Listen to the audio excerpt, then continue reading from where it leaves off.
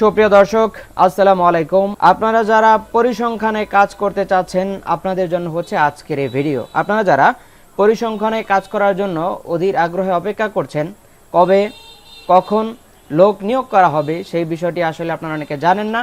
তো আপনারা যারা পরিসংখ্যানে কাজ করতে চাচ্ছেন, আপনাদের অবগতির জন্য জানাচ্ছি যে আগামীকাল থেকে পরিসংখ্যানে লোক নেওয়া হবে। তো আমরা কম্পিউটার স্ক্রিনে দেখিয়ে দিচ্ছি যে পরিসংখ্যানে আপনি কিভাবে আবেদন করবেন এবং আবেদন করার প্রক্রিয়া কি, এবং আমরা আবেদন আজকে আপনাদেরকে শুধুমাত্র গাইডলাইন্স দিয়ে যাব।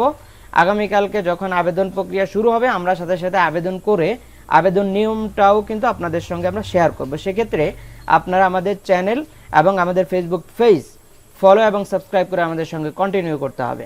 তো আমরা চলে যাচ্ছি কম্পিউটার স্ক্রিনে। চলুন কম্পিউটার স্ক্রিনে যেয়ে কথা বলা যাক।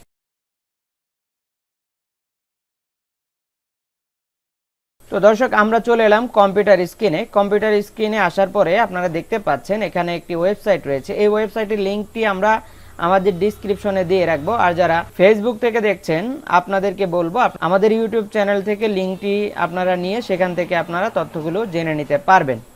তো সেক্ষেত্রে আপনারা যখন ওয়েবসাইটে চলে আসবেন, ওয়েবসাইটে আসার পরে আপনাদেরকে এই ধরনের একটা তথ্য দেখাবে। Secondary educational development programme SEDP এর আওতায় বাংলাদেশ শিক্ষা তথ্য ও পরিসংখ্যান ব্যুরো ব্যাংবেজ কর্তৃক বাস্তবায়নাধীন geographical information system GIS mapping of secondary educational institution and verification survey শীর্ষক স্কিমের মাঠ পর্যায়ে জরিপ কার্যক্রম সম্পন্ন করার জন্য সম্পূর্ণ অস্থায়ী ভিত্তিতে নিম্নবর্ণিত শর্তে স্নাতক ডিগ্রিধারী বেকার যুবক স্নাতক পর্যায়ে অধ্যয়নরত শিক্ষার্থীদের নিকট থেকে অনলাইনে দরখাস্ত আহ্বান করা যাচ্ছে। কারা কারা আবেদন করতে পারবেন? যারা অনার্স লেভেল অথবা ডিগ্রি লেভেল শেষ করেছেন তারা, আর যারা অধ্যয়নরত অবস্থায় রয়েছেন তারাও। অনার্স এবং ডিগ্রি তার নিচে কিন্তু হবে না। যারা ইন্টারমিডিয়েট পাস করে বসে আছেন তারা কিন্তু করতে পারবেন না। যারা অনার্স করতেছেন অথবা ডিগ্রি করতেছেন তারা কিন্তু কাজ করতে পারবেন। সেক্ষেত্রে পদের নাম হচ্ছে কি? পদের নাম হচ্ছে গণনাকারী, সংখ্যা 1000 জন। তারপর হচ্ছে বয়স হচ্ছে 18 থেকে 35 পর্যন্ত বয়স। আর শর্তাবলী কি কি রয়েছে দেখেন। আমি কি জন্য বলেছি যে যারা ইন্টারমিডিয়েটের নিচে তারা আবেদন করতে কেন পারবেন না, সেটা শর্ত বললে আপনারা বুঝবেন। আবেদনকারীকে অবশ্যই বাংলাদেশের স্থায়ী নাগরিক হতে হবে। আবেদনকারীর নিজস্ব স্মার্টফোন থাকতে হবে। স্নাতক ডিগ্রিধারীদের ক্ষেত্রে শিক্ষাগত যোগ্যতার সনদপত্র এবং স্নাতক পর্যায়ে অধ্যয়নরত শিক্ষার্থীদের ক্ষেত্রে আইডি কার্ডের কপি আপলোড করতে হবে। যারা ডিগ্রি কমপ্লিট করেছেন তারা স্নাতক এবং ডিগ্রির সার্টিফিকেট আপলোড করবেন। আর যারা অনার্সে পড়ছেন তাদের অনার্সের যে স্টুডেন্ট আইডি কার্ড, সেই আইডি কার্ড কিন্তু আপলোড করতে হবে। তারপরে হচ্ছে আবেদনকারী সদ্য তোলা ছবি অনলাইনে নির্ধারিত মাপে আপলোড করতে হবে। অর্থাৎ সেটা আমরা আবেদন করার সময় দেখিয়ে দিব কিভাবে সার্টিফিকেট এবং ছবি আপলোড করতে হয়, সেটা দেখিয়ে দিব।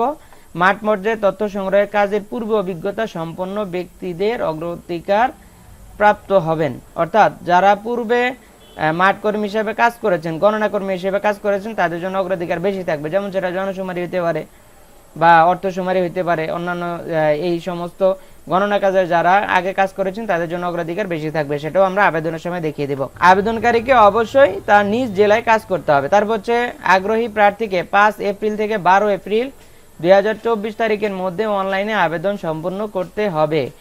বাছাইকৃত প্রার্থীদের 25 এপ্রিল থেকে 10 মে 2024 তারিখের মধ্যে নির্ধারিত কাজ সম্পন্ন করতে হবে। বাছাইকৃত প্রার্থীদের 24 এপ্রিল থেকে 10 মে 2024 তারিখের মধ্যে নির্ধারিত কাজ সম্পন্ন করতে হবে। তারপর হচ্ছে প্রতিটি শিক্ষা প্রতিষ্ঠান জরিপের জন্য স্কিমে অনুমোদিত হার ন্যূনতম 1000 টাকা করে সম্মানী প্রদান করা হবে। প্রতিটি শিক্ষা প্রতিষ্ঠান জরিপের জন্য, একটা শিক্ষা প্রতিষ্ঠান জরিপের জন্য স্কিম অনুমোদিত হারে ন্যূনতম 1000 টাকা করে সম্মানী প্রদান করা হবে। কর্তৃপক্ষ পদ সংখ্যা হ্রাস, বৃদ্ধি কিংবা নিয়োগ প্রক্রিয়া স্থগিত করার ক্ষমতা সংরক্ষণ করেন।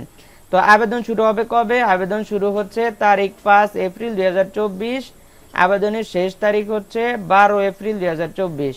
5 তারিখ থেকে 12 তারিখ, অর্থাৎ 7 দিন মাত্র সময় পাবেন। যারা আবেদন করবেন তারা আমাদের চ্যানেল এবং পেজে ফলো দিয়ে রাখবেন, আমরা আবেদনের নিয়ম দেখিয়ে দিব।